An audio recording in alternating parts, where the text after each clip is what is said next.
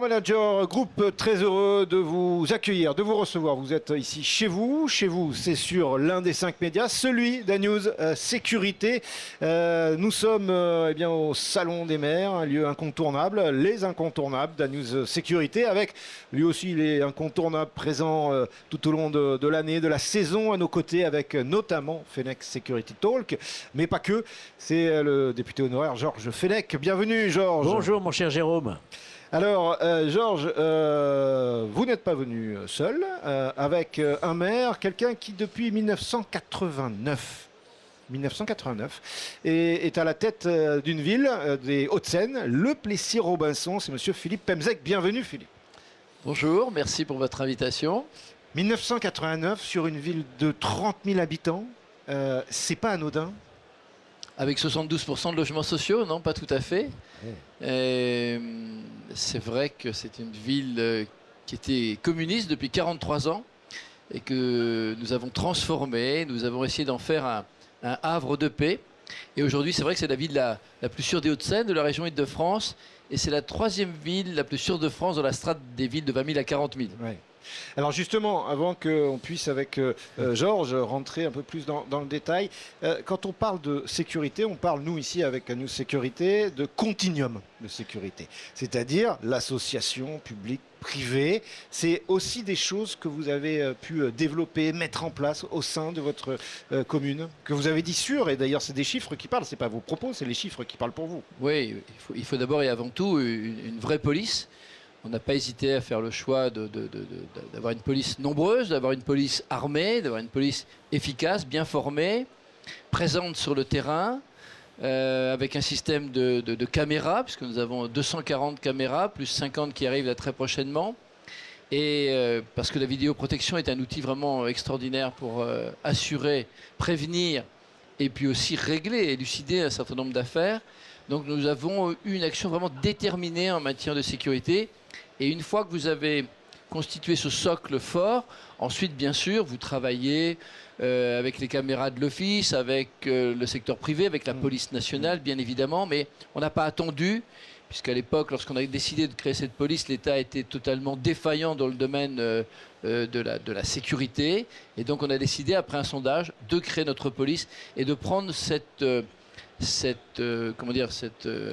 prendre ce thème, cette thématique en charge, puisque la première des libertés, c'est la sécurité. C'est consubstantiel de la liberté. C'est-à-dire, si vous ne pouvez pas aller et venir librement dans tous les lieux de votre ville, si vous ne vous sentez pas en sécurité, ou s'il y a des heures à laquelle vous avez peur de vous promener, c'est que vous n'êtes pas en sécurité. Si vous n'êtes pas en sécurité, vous n'êtes pas en liberté. Et si on n'est pas en liberté, on n'est pas en démocratie. Tout ça, c'est très lié, bien évidemment. Georges, par rapport au rebond, par rapport aux propos descriptif qui est fait. D'abord, féliciter Philippe Pemzec pour ses résultats qui sont exceptionnels. Être la 3e ville de France la plus sûre dans cette catégorie de population, hein, c'est ça, et celle du département la plus sûre. Donc ça prouve encore une fois, on a eu plusieurs maires qui vous ont précédé, qui ont eu cette volonté avec des résultats à la clé. Voilà. Alors, on peut évidemment aborder la question de votre avis. Quel est votre avis, cher Philippe, sur ce projet de loi qui est actuellement débattu, qui va venir plutôt prochainement devant l'Assemblée nationale, sur l'augmentation des attributions et des pouvoirs des polices municipales. Est-ce que c'est une bonne chose, finalement? Oui, je me méfie toujours des textes de loi et de ce qu'ils vont accoucher. C'est une demande des maires. Hein, oui. J'espère, mais il faudrait que les demandes des maires, dans ce domaine-là comme dans d'autres, soient davantage entendues. Je suis bien d'accord. Moi, je souhaite qu'une nouvelle page de décentralisation s'inscrive dans les textes, que les maires récupèrent des prérogatives dans ce domaine, mais dans les autres également. Parce que je pense que la commune, c'est le socle de vie, c'est le socle de la démocratie. La démocratie, elle se vit au quotidien dans nos villes. C'est là que les enfants naissent, vont à l'école, d'abord à la crèche, à l'école, puis ensuite, c'est là que les parents tissent des relations. C'est là qu'on vit sa vie. C'est dans sa commune. Et donc nous, les maires, on est un peu le gardien du territoire au travers de ces parcelles de terre dont nous avons la charge et la responsabilité. Donc plus on doit supprimer toutes les strates inutiles qui ont été créées par-dessus nos têtes, qui nous pourrissent la vie au quotidien, et on doit davantage donner de pouvoir, bien sûr, aux maires, dans le domaine de la sécurité, mais pas seulement. Et donc à la police municipale, c'est-à-dire possibilité d'ouvrir le coffre du véhicule, Bien de sûr. demander une identité, d'accéder à un fichier. Pourquoi pas, c'est ce qui est prévu, de constater une consommation de produits stupéfiants ou des tags ou des désordres dans des halls d'immeubles. Si la police municipale pouvait déjà faire ça, juridiquement, que d'abord ça soulagerait un peu la police nationale, mais surtout on aurait une police de proximité qui serait sur le terrain et en capacité de constater ces infractions. Alors on peut déjà, nous on fait déjà un peu tout ça. Oui. On n'a pas attendu les textes parce que sinon, Oui. sinon je ne sais pas très bien où on en serait, mais bon. Oui, mais là ils pourront constater des infractions Ouais. par procès verbal. Hein. Alors je vais vous raconter quelque chose. Ouais. On a mis en place une brigade canine, Oui. très efficace. Elle tourne dans les immeubles. Et l'autre jour, un chien s'est mis à l'arrêt devant une porte. On a frappé, la personne a ouvert et on est rentré et on a découvert de la drogue. Et le type a avoué qu'il était une nourrice. On est en train de l'expulser. Oui. Et donc, pour que le logement social ne soit pas l'abri de ceux qui trafiquent. Alors, ça peut arriver dans le privé, hein, et on peut ne pas le détecter. Mais là, on l'a détecté dans du logement social. Et le logement social, c'est tout de même pas là pour loger. C'est pour loger des gens modestes qui travaillent et qui ont besoin de se loger, pas pour loger des trafiquants de drogue. Donc là, on fait le ménage dans le logement social grâce à cette brigade canine qui déjà nous a permis de mettre un pied dans l'appartement. Est-ce que vous êtes arrivé déjà de demander au préfet de procéder à des expulsions de familles qui occasionnent des désordres Ouais, bien sûr. dans des Ouais. logements sociaux? Ça Bien vous est arrivé? Bien sûr. On le fait régulièrement, oui, oui. On a à peu près développé toute la panoplie de ce qui peut être fait dans une ville. Et bien sûr, nous sommes intervenus auprès du préfet avec plus ou moins de bonheur.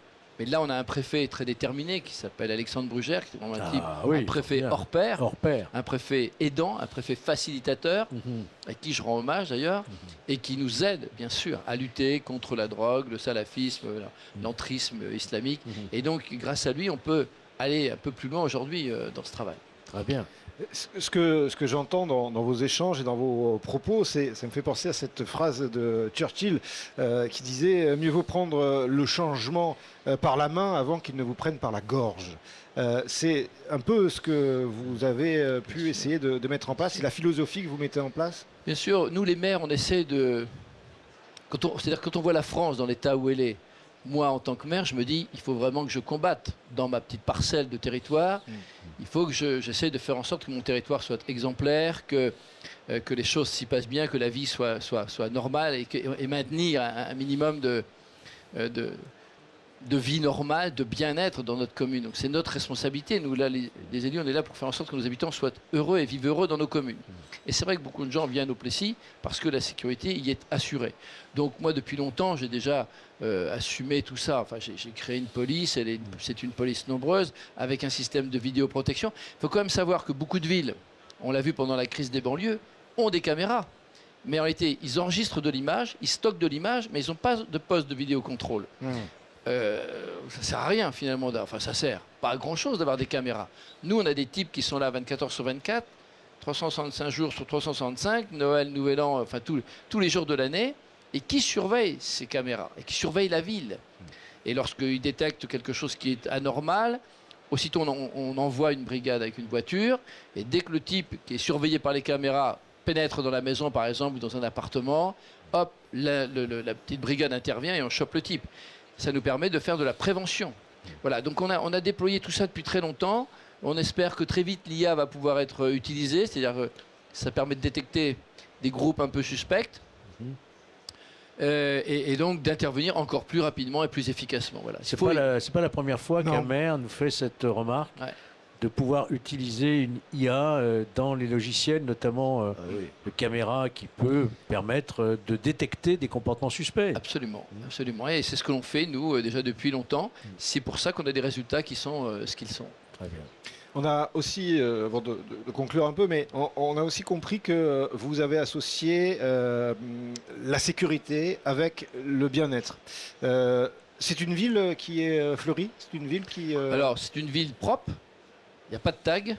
On a une brigade anti-tag. Vous avez une brigade anti-tag? Bien sûr. Ça, c'est important. On a des cantonniers par quartier pour que chaque quartier soit maintenu dans un état de propreté de façon aussi exigeante que possible. Et parce que ça, ce sont des conditions aussi de bien. Et puis surtout, une autre arme dont on parle moins, qui n'a rien à voir avec la police, c'est l'urbanisme. L'urbanisme et l'architecture. Je reconstruis une ville avec une architecture classique, une architecture douce. Et l'architecture douce génère le bien-être. Et le bien-être, ça va jusqu'à la santé mentale. C'est-à-dire que le comportement des individus n'est plus le même dans notre ville que dans d'autres villes. Les gens souvent me disent, M. Pemezec, qu'on se sent bien au Plessis-Robinson. Et ce n'est pas un hasard. Quand vous baladez à Nanterre ou à Créteil ou à la Grande Borne à Grigny, vous avez la trouille chevillée au ventre. Quand vous vous promenez au Plessis, vous vous sentez en sécurité, vous vous sentez bien. Parce que l'architecture a un impact, le beau a un impact sur le bien-être. Et un des autres combats que je mène, c'est justement d'essayer de faire en sorte que mes collègues utilisent plus souvent l'architecture classique plutôt que l'architecture brutaliste ou très contemporaine qui consiste à empiler des boîtes sur des cubes sur des boîtes et des parallélépipèdes sur des cubes, plutôt que de construire toutes ces horreurs un peu partout, parce que finalement toutes les villes finissent par se ressembler.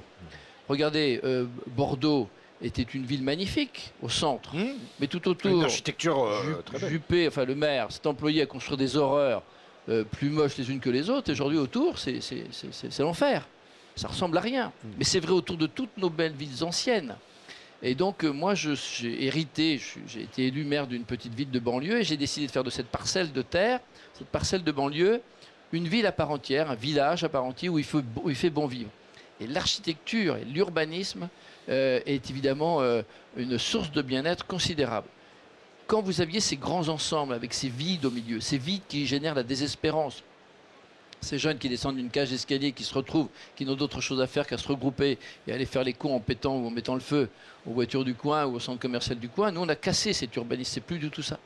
On en est revenu à un urbanisme de rue, avec des commerces, avec des immeubles en dessus de ces commerces, avec du logement intermédiaire, social, privé. On a créé aussi beaucoup de mixité, parce que la mixité, souvent on en parle, mais les gens ne la font pas vraiment.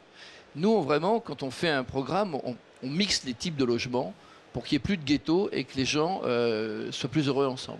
Vous avez arrêté de construire des logements sociaux ? J'aurais bien voulu arrêter d'en construire pour une raison. Alors, je suis fils d'ouvrier, j'ai rien contre le logement social. Bien sûr. Parce que, et je considère que les gens modestes.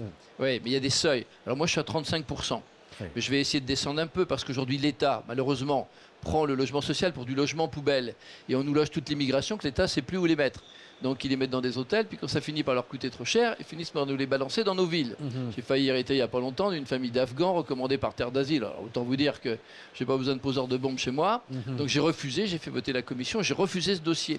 Donc la politique de peuplement, c'est aussi un autre volet de l'action d'un maire. Parce que si vous construisez des beaux logements et vous foutez personne, vous mettez n'importe qui dedans, hein, eh bien évidemment, votre ville devient explosive au bout de très peu de temps. Donc, le bon urbanisme, la belle architecture, la verdure, la propreté, le fleurissement, tous ces éléments participent du bien-être. Voilà. Et la police municipale qui veille à assurer la sécurité des habitants dans la ville. Tout ça, ce sont des armes avec lesquelles moi je me bats pour fabriquer une ville qui soit agréable à vivre.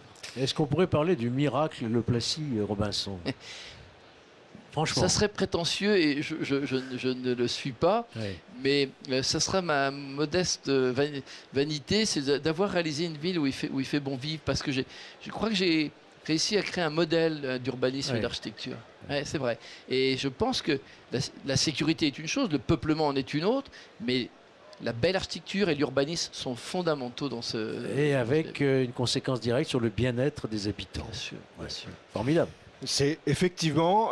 J'avais quand même une question parce qu'à l'écoute de vos propos, l'engagement que vous mettez depuis 1989, il y a des maires qui sont venus témoigner ici en disant qu'il y a eu, ils ont été aussi menacés. Ça a été votre cas. Vous avez dû vous protéger votre famille également. Oui. J'ai eu droit à une première attaque au couteau, un cocktail Molotov devant la porte de mon garage, et puis une deuxième attaque au couteau. Mais ça ne me fait pas faiblir pour autant, hein. Je ne suis pas habité par la peur, mais quand je suis sur le marché, vraiment j'ai une protection, ouais, j'ai une personne qui m'accompagne, parce que quand je prends des notes, que les gens me demandent un logement, une place en crèche ou que sais-je encore, je ne peux pas surveiller ce qui se passe dans mon dos, donc j'ai un type qui veille un peu sur mes arrières. Oui, aujourd'hui c'est nécessaire.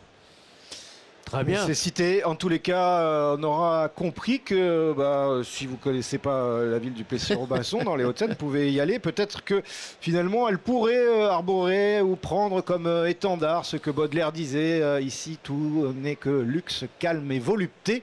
À l'écoute de vos propos, monsieur le maire, c'est peut-être un peu comme ça que je pouvais le résumer. Mais pas le luxe nécessairement, mais même si le luxe est chose nécessaire. Le luxe pour Baudelaire dans cette phrase-là Oui, était mais le côté luxueux heureux. Oui, tout à fait. Oui. Et on travaille avec un institut qui s'appelle Mon Avis Citoyen et qui le type qui patronne cette entreprise voulait me voir parce qu'il se demandait un peu quel Indien j'étais et il m'a dit vous avez des résultats étonnants, 97% des gens recommandent leur ville à leurs amis, à leur famille, à leurs connaissances.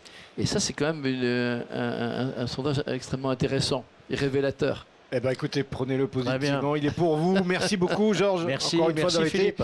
Merci, monsieur le maire Philippe Pemezec, le maire du Plessis-Robinson, d'avoir été avec nous. Et puis, nous, on se retrouve très bientôt. En tous les cas, restez au contact de News Sécurité Agora Manager Group. À bientôt.